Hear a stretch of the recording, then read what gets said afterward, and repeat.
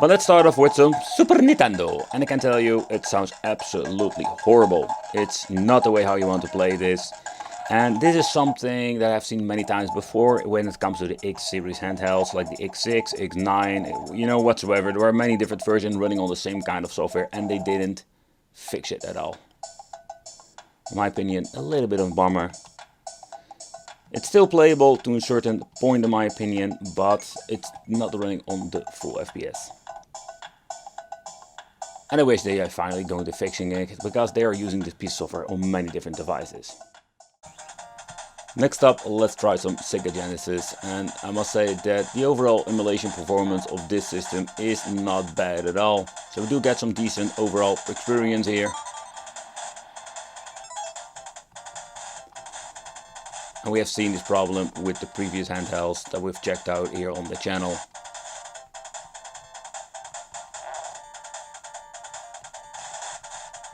I'm roller skating and just roadhouse kicking everybody. Roadhouse.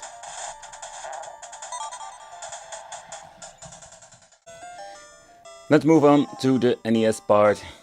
And when it comes to the performance here, also do go to some good emulation.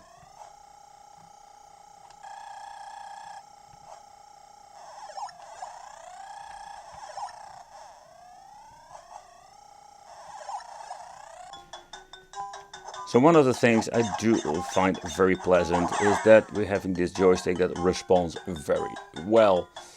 And for just games like this, it is absolutely amazing. In combination with the great overall performance when it comes to some GBA, we can just old school enjoy some games.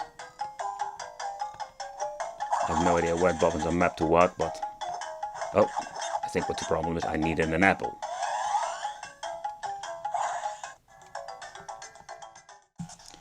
But the Game Boy Color looks really stretched out, so let's get into the menu. Take consideration if you're going to change out the screen size or aspect ratio. Unfortunate it is that it will be changed for every single freaking emulator. I hate that they're doing this, but okay. I don't know if this is going to be looking better, because I really hate those freaking white bars at the left and right. But the resolution is so much better. It's a great test to check out how accurate this freaking joystick is.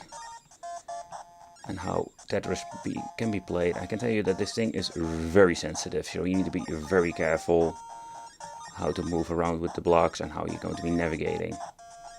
You can see, like, I need to be just like touching the joystick and getting some movement. So if you're like a pro in Tetris, it's even possible you need to have a little bit of a learning curve over here due to the freaking annoying controls.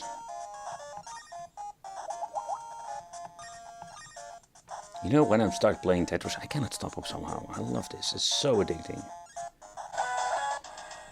But when it comes to the main part, we are limited to a certain amount of games that can play because due to the power of the device. But the games that run on here seem to be having a great overall performance.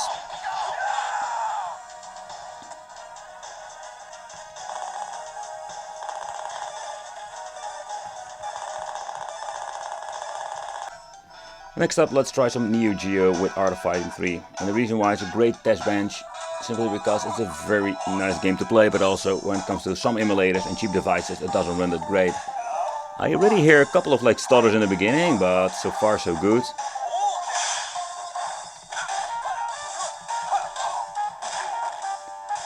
Where I've been complaining a lot of these freaking cheap D-pads back in the day, I'm very glad that they made the decision to put a decent analog stick in it, because this plays so much better. But when it comes to, let's say, the sidebars, this is due of the scaling that I implemented.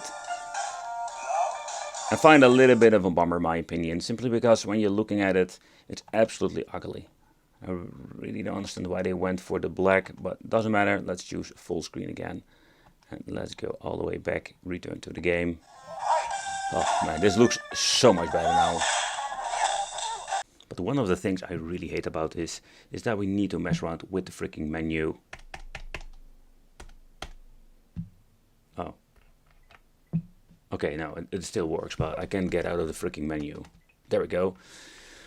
Ah, the sluggish freaking annoying menu. But the next thing that we need to do is going to the TV out. Yep, and we need to set it to the region of the television that we want to use, and then it's going to be powering on. The overall image quality, it's okay. The idea for this typical as a TV out, then the controller I didn't get. You can just play your games like a game console. And I say the overall quality is not the best. I think if you're going to plug this AV out thing in on a CRT, it's going to be looking way better. But there was another thing I didn't mention before. If you're going to play a game like F-Zero, and normally you're having the L and R buttons or shoulder buttons, yeah, we do have them, but they have been placed at the front. So playing this is kind of awkward in my opinion. I'm not going to say it's possible, but you can see I can actually play the game like this. But this is a little bit, so in my opinion, when it comes to shoulder button games, if you really need to have the shoulder buttons all the time, that makes these things or these games absolutely unfreaking playable.